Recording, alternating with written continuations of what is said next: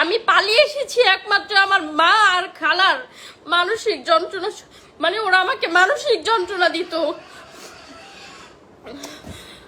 আমার ছেলে আর আমার জামাই আমাকে যেভাবে সাপোর্ট দেয়, আমি স্বপ্না রাবিয়া তোরা শোন, আমার মাসিক ইনকাম যদি তোরা শুনে তোরা পাগল হয়ে যাবি। আমার আর আমার জামাই মাসিক ইনকাম যদি জানো, মিডিয়ায় কাম করে তারা কি মানুষ না? এই স্বপ্না শোন, আমি একটা কথা বলি, অনেক ইয়া করছি, তুই কি বেড়া মানুষের মুখ দেখাস না?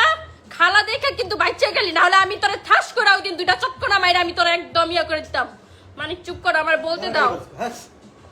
তোমার নিয়ে নানান কথা বলছি, তুমি জানো গালাগালি না। খালা আমার জীবনটা ধ্বংস করে দিছে, তারা চাইলে পারতো আমার পড়ালেখা করাইতে, তাদের চাপে আমার মা আমার জোর করে একটা বুইড়া বেড়ার সাথে বিয়ে দিছিল। আমি সেই জ্বালা সহ্য করতে না পাইরা আমি মানিকের সাথে আমার রিলেশন ছিল, তাদেরকে বললেও তারা মানতো না। তারা বলতো যে মানিক বরিশাল থাকে, সেই তার ইনকাম কত। আমি বাধ্য হয়ে পালিয়ে এসেছি এবং তারা আমাকে মানসিক চাপ দিত যেন আমি বিয়ে করি, বা বুড়া একটা মেয়েটার সাথে আমার বিয়ে ঠিক করছে। এটা কি সম্ভব? আমার মতো মেয়েরা এখন কি করে? পড়াশোনা করে, 10 পর্যন্ত পড়াশোনা করে তারপর কলেজে ভর্তি হয়। আমার এসএসসি রেজাল্ট আপনারা শুনলে ভাববেন যে আমি কলেজে ভর্তি হলাম না। আমার এসএসসি রেজাল্ট এত ভালো ছিল, আমি চাইলে আমার অনেক ইচ্ছে ছিল যে আমি পড়াশোনা করে আমি আমার বাবা মার পাশে দাঁড়াবো। আমি পড়াশোনা করতে পারি না, আমার পড়াশোনা করতে দিল না। আমি যে 10 টেস্ট আমি 10 যেই টেস্ট পরীক্ষাটা দিছি, ওই থেকে আমার বিয়ে, মানে আমার বিয়ে নিয়ে ওরা পয়লা রয়েছে। ওরা আমার কখনো শান্তি দেয় নাই, জোর করে আমার বিয়ে দিতে চাইছিল। আমি না পাইলে আমি পালাই আসছি এবং আল্লাহ আমার বাঁচাইছে, যে আল্লাহ আমার এমন একটা মানুষের কাছে মানে মিলাই দিছে, যে মানুষটা এখন আমাকে আমার সব বুঝে, আমার বাবা মার মতো আগলায় রাখি। আরে বাবা, এমন মানে আমার জামাই আমাকে এত ভালোবাসে যে আমার বাবা মা কখনো আমাকে, মানে আমার মাও কখনো আমাকে এতটা বুঝেনি, আমার জামাই আমাকে যতটা বুঝে। আমার মা আমার জীবনটা ধ্বংস করে দিয়েছে। লিপস্টিক কে না দেয় আজকালকে মডার্ন যুগে? কে না থাকে বলেন? লাইফটা রাখছি, কিন্তু তুমি একটা কথা বলো, আমার একটা বাচ্চা হয়ে গেছে, এখনো কি কেউ এসব বলে? আমার মা কি করবে? আমার 2টা খালা আছে, কোটনা কোটনা খালা, ওদের বুদ্ধি দিবে। ওরা বলবে যে তোমার মেয়ে ভালো নেই, তোমার মেয়ের গাঙ্গে পড়ে গেছে, মানিকের কি বা করে, মানিকের ইনকামই বা কত। আরে বাবা, মানিকের ইনকাম আপনার সারা মাসের খরচ। মানিকের ইনকাম, আপনি আমাদের ইনকাম জানেন? আমার খালারা আমার মাকে কুবুদ্ধি দেয়, আর আমার মা আমাকে কথা শোনায়, আমার জামাইকে কথা শোনায়, যা আমি সহ্য করতে পারি না। আমি একটা চাকরি নিয়েছিলাম, এটা আমি মাঝখান দিয়ে চাকরি করতাম, সেই চাকরিটা ওদের সহ্য হয়নি যে আমি চাকরি করব, আমি ভালো থাকবো। আমার খালারা এটাও সহ্য করতে পারে না। মানে মা আর খালা, এই 2টা জিনিস আমার জীবনে বিষ। 3 বছর হয়ে গেছে, 4 বছর পড়বে আমার বিয়ে, আমার একটা বেবি হয়ে গেছে, তার বয়স 2 বছর। এত মাশাআল্লাহ দিলে আমার ছেলেটার মুখের দিকে তাকায় তো তোমরা মাইনে নিতে পারো আমাদেরকে, তাই না? আল্লাহ ওদেরকে একটু জ্ঞান বুদ্ধি দেয় নাই যে ওরা আমার ছেলেকে মাইনা নেয় নাই, আমার জামাইকে মাইনা নেয় নাই। কেন ভাই, তোদের সমস্যা কি? তোরা আমার মা খালা দেখে কি তোরা পার পেয়ে যাবি? আমি আর পারতেছি না। এখন আমার ইচ্ছে হইতেছে যে আমি এখন দুনিয়া ছাইড়ে চলে যাই। এখন বাঁচার ইচ্ছে আমার জামাইয়ের কাছে, আমার জামাই আমার বাঁচায় রাখছে, নাহলে আমি কবে তুলে কি হবে? আমার মা এখান দিয়ে আমাকে যে মানসিক যন্ত্রণাটা দেয়, আমি তো এখানেই পাগল হয়ে যাবো। আমার যদি এখন কিছু হয়ে যায়, সেটার জন্য আমার মা খালা, আমার খালা স্বপ্না আর রাবিয়া, এই 2 খালা, আমার যদি কিছু হয়ে যায় তাহলে এই 2 জন দায়ী।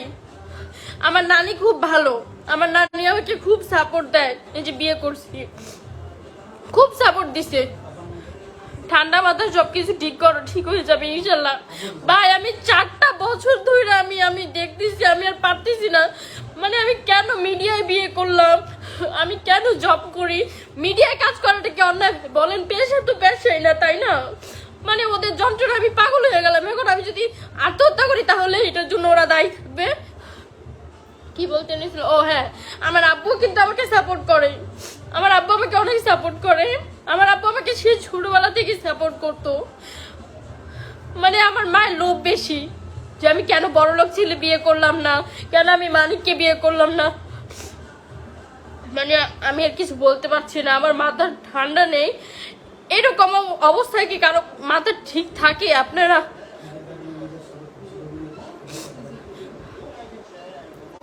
বোন যিনি আপনাকে জন্ম দিয়েছে, আপনার মায়ের বিরুদ্ধে ওপেন অভিযোগ ঠিক না। আরে ভাই আমি আত্মহত্যা করব, বুঝতে পারছেন? আমি যদি আত্মহত্যা করি তাহলে আমার জন্মদাতা দিয়ে কি হবে? আমার জন্মদাতা মা কি আমারে ভালো রাখছে? তো আমার মা, খালা, 2 খালা, এই যে বললাম স্বপ্না আর রাবি, আমি বারে বারে তাদের কথা উল্লেখ করছি। আমার যদি কিছু হয়ে যায় তাহলে তারা দায়ী। আমার বাবা আমাকে প্রচুর সাপোর্ট করে, আমার বাবা, আমার নানা ভাই। আমাদের বিয়ে যখন হয়েছে আমার নানা ভাই হচ্ছে কত 1 বছর আমাদের সাথে কথা বলেনি, কিন্তু এখন সে ঠিকই মেনে নিচ্ছে। দেখছি আমি ভালো আছি, আমার জামাইটা মাশাআল্লাহ দিলে খুবই ভালো, আমি টাকা ইনকাম করতেছি। তারপর আরেকটা কথা বলি আপনাদেরকে, আরেকটা ইন্টারেস্টিং কথা বলি। কিছু হইলেই বলবে যে মানুষ বলে যে তুই ভালো নাই, মানুষ হারে তুই মিডিয়ায় কাজ করস, মানুষ বলে যে মাইয়ারাই মিডিয়ায় কাজ করে সেই। আরে ভাই মানুষের কথা দিয়ে আমি কি করব? এখন যদি আমি মিডিয়ায় না কাজ করে বাসায় বসে থাকি তাহলে মানুষ এসে কি আমাকে খাইয়ে দিবে? আমার ছোট বোনরে বিয়ে দিছে, কথায় কথায় বলবে যে তোরা যে টিকটক করস, তারপর হচ্ছে এটা করো সেটা করস, ওইটা তো তোর বোনের শ্বশুর বাড়ির লোকজন দেখে, ওরা তো তোরা খারাপ বলে, এইটা সেটা, এগুলো তোরা বন্ধ করে দিই। আচ্ছা আমি যদি এগুলো বন্ধ করে দেই তাহলে তারা কি 1-1.5 লাখ টাকা দিয়ে আমাকে, মানে 1-1.5 লাখ টাকা দিবে আমাকে মাসে মাসে? তাহলে আমি আর মিডিয়ায় কাজ করব না। আমার লাইন এটা, মিডিয়ায় কাজ করা খারাপ না। ওই দিন বাসায় গেছি, আমার বলে যে শাবনূর, পরিমণি, তারপর আর কার কথা যেন বলছি, শাবনূর, শাবানা না, হ্যাঁ, বলে যে শাবানা, শাবনূর, ওরা মিডিয়ায় কাজ করছিল, ওরাও এখন ভালো হয়ে গেছে, ওরা এত ভয় পায় মৃত্যুরে, ওরা ভালো হয়ে গেছে। আর তুই এখন এইগুলা শুরু করছো, মিডিয়া লাইনটা কত খারাপ এবার তুই দেখ। মানে আমি একটা কথা বলি, শাবনূর, শাবানা ওরা কখন ভালো হয়েছে সেটা দেখেন না। মিডিয়ার বাইরে মানুষ খারাপ কাজ করে না, তাই না? আমি আমার জামাইয়ের সাথে কাজে যাই এবং আসার সময় আমার জামাইয়ের সাথে আসি, যেখানে কাজে যাই আমি আমার জামাইকে নিয়ে যাই। ওকে, এখানে খারাপের কিছু নাই। আর এই যে আমার খালা আমারে বললো না যে আমি পর্দা করি না কেন, খালা আপনি কি পর্দা করেন? আপনি যে পর্দার কথাটা বলছেন না, এটা আমার ভালো লাগতো যদি আপনি নিজে পর্দা করতেন। আপনি তো নিজেই পর্দা করেন না, আমার আরো ভালো লাগতো এই কথাটা যদি আমি হুজুরের মুখ থেকে শুনতাম।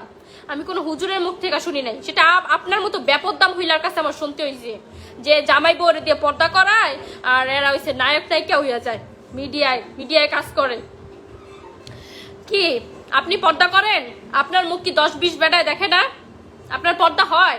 পর্দা করলে পর্দার মতো করতে হবে, পর্দা এইভাবে করে না। আপনি নিজেই তো পর্দা করেন না, আপনি আমার কিসের পর্দার উপদেশ দিলেন? ওই দিন আমরা আমার জামাইটাকে নিয়ে আপনাদের বাসায় ভালো মনে গেছিলাম, আপনি আমার নানান কথা শোনায় দিচ্ছেন, মিডিয়ার কাজ করা ভালো না, মরার পরে বুঝবো, এই সেই।